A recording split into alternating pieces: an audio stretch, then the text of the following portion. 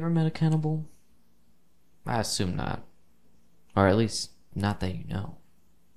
What do you picture when you think of a cannibal? Someone from a country far from yours? Sharpened teeth, straw skirt, and black mud painted on their face? Skin browned by sun and dirt? Or do you picture a moving corpse, shuffling over the pavement towards you? One arm dangling uselessly while the other points at you. Not accusingly, but with a lazy determination that pulls them forward closer to your still living brain.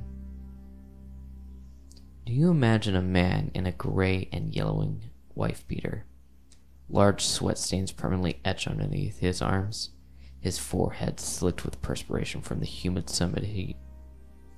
Sawed-off shotgun in one hand, and his wife or sister smiling gleefully behind him, revealing 2 incomplete rows of teeth as you struggle against the restraints of your bounds? Does a white wintry mountaintop fill your mind instead?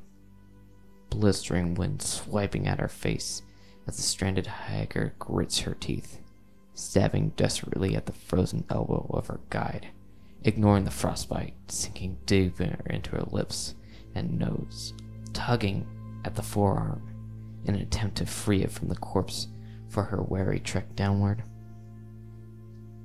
Mrs. Jones was an old woman, plumb with age and prosperity, her face traced by the lines of age, wisdom, and what some would consider to be a valuable experience. Her long, fine gray hair, cleaned and brushed every morning, hung behind the back of her neck in a simple braid. She did not live in a shoe, nor did she live in a house made of gingerbread and candy. She lived with her husband, Henry Jones, and her grandson, Billy Jones. Billy's mother died of a staph infection when he was very young, so the older Joneses, having money and room to spare, adopted him and raised him as their own. Mrs. Jones, or Beatty, as she preferred to be called, was very happy living in her family in their modest but comfortable 2-bedroom home on their sunny, friendly suburban street. All of Beatty's neighbors, as well as the teachers at Billy's school, and the girls who played bridge at the community center every week, they loved her. She was kind and gentle, and everyone agreed that she made the best snickerdoodles in town. But Beatty was also the one responsible for the string of missing people that occurred over the span of 30 years, and only a few miles away from her home. See, every 6 months or so, Beatty would drive 20 minutes to the bus hub. Chrome buses that took passengers from one city to another would stop briefly in the town next to Beatty's sunny suburbia before continuing on. When the night was still and calm, and the neighborhood slept around her, Beatty would climb out of her warm bed, careful not to disrupt Henry, snoring peacefully beside her. Her slippered feet would pad across the carpet, quiet and light as cat's paws. She'd shuffle to the front door, put on her gardening shoes, and get in her low gray Buick, closing the door with a small audible thud behind her. Once at the station, she laboriously pulled herself out of the driver's seat. She had parked at the back of the parking lot, just out of reach of a few yellow lights standing close to the buses, as if huddled around comfort and warmth. She grabbed her cane from the back seat and departed to the hub, the rubber tip of the cane coming down on the ground with a dull smack, followed by one slow footstep, and then another, making the trek to the lone bus or two, waiting to reboard.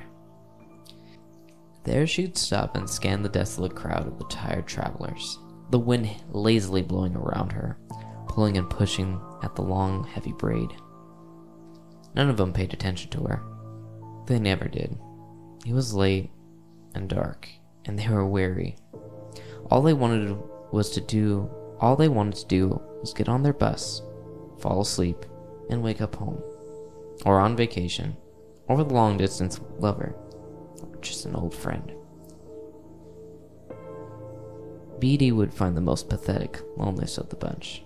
The man, woman, boy, girl, or none of the above who was distancing themselves from the rest of the waiting group. Maybe the skin of their cheeks was stained with tears. Maybe they were just rubbing their arms, not for warmth, but for comfort. They were the ones who didn't have a cell phone in their hands. They were the ones who didn't seem impatient to leave the isolation and emptiness of the bus station. Once found, Mrs. Jones would walk up slowly to this person, her cane hitting the pavement in front of her with each step. Maybe the person would look up at her. Maybe they'd be so involved in their own issues that they wouldn't notice. Maybe they just wouldn't care. She'd clear her throat and say, "Excuse me, sir," or "Pardon me, ma'am," or "Hello?" They'd lift their heads slowly, locking eyes with this sweet, kindly old woman, and smile slightly. Beatty would open her mouth with a wide, gummy smile and say, "I'd hate to be a bother." Her weak voice would creak and groan over the words. "But would you mind helping me with my bag?" She lifted her cane slowly and pointed to the Buick, waiting in the inky darkness.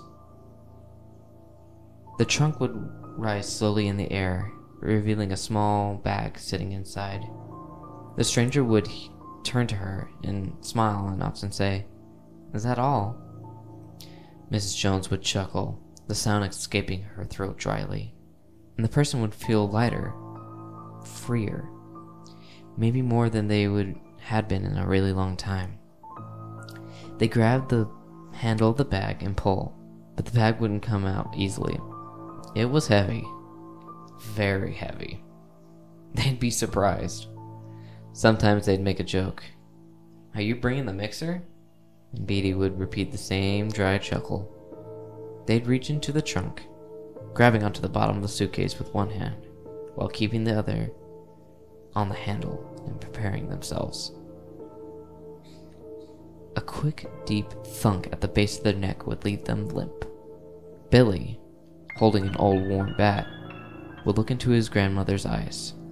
She'd nod her head, slowly, and he'd return the nod. His dark gaze would survey the area, double-checking the parking lot to make sure no one saw. No one ever would. Beatty had noticed Billy's particular appetite after he had turned 8.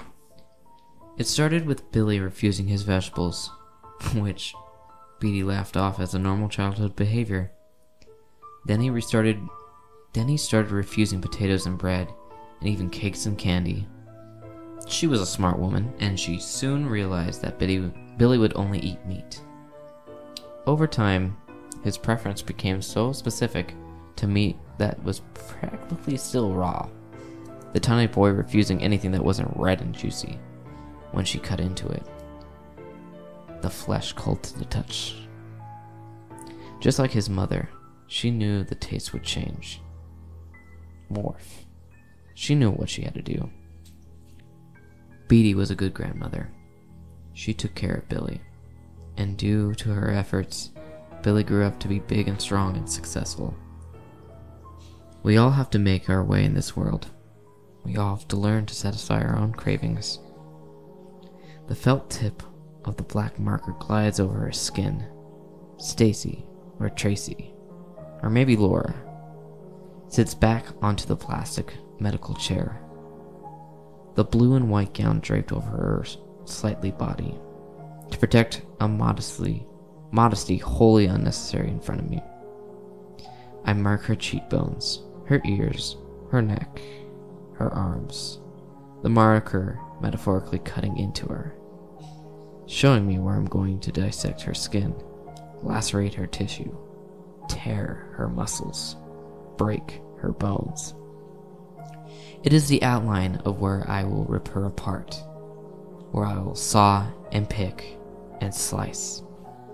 I push aside her gown and mark her waist and thighs, the soft, fleshy, feminine parts of her body that I will cook, chew, swallow. When I am done, her face and body are a mask of a black war paint, sinewy, death and rebirth, a battle upon our body, that together we will overcome. She too returned, not as a wounded warrior, but as the hardened princess. I have reclaimed her body as the cubist mirage, all matter to be broken into. I, the Picasso, who will rearrange her until her form is mutilated beyond beauty and perfection, until she is no longer whole, but pieces of human transcendent, of biological need and years of evolutionary progress. She is a canvas of all our post-humanic desires. Why be mere mortal when one can become art? Pulling the medical gloves taut, I let go of the wrist with a sharp snap, picturing the blood oozing through my fingers, the feel of a firm, sticky flesh, dulled by the slick rubber. I salivate as I walk into the operating theater. I think of bowing to an imaginary audience before I begin, but I refrain. I am the silent director of my own macabre masterpiece.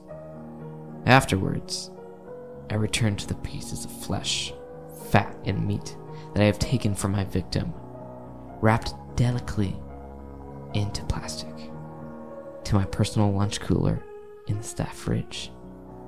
My mind lazily toys with thoughts of the nurses who walk out of the room, focus on the next task at hand as they leave me to deal with the biological trash. I have spent years insisting on cleaning up after myself. I think they believe me because they believe I am being sweet, the only surgeon who has remained humble here in this house of butchery. No one ever notices the suspiciously light bio-waste bags left over from my operations. Or if they ever do, no one ever cares.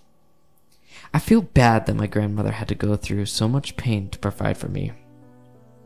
But now, people are prepared to throw away their meat and flesh, desperate to pay me lavishly to cut it out of them and take it away. I pat down my tie, walk into my office. The next Stacy or Tracy or Laura sits in the leather chair, waiting patiently. Her perfect frame outlined with flowing blonde hair, long eyelashes plastered black, firm lips painted pink. I gaze upon her sun-kissed skin. I can already taste it. "Good afternoon, Miss Roberts," I say, extending my hand. "My name's Dr. Williams-Jones.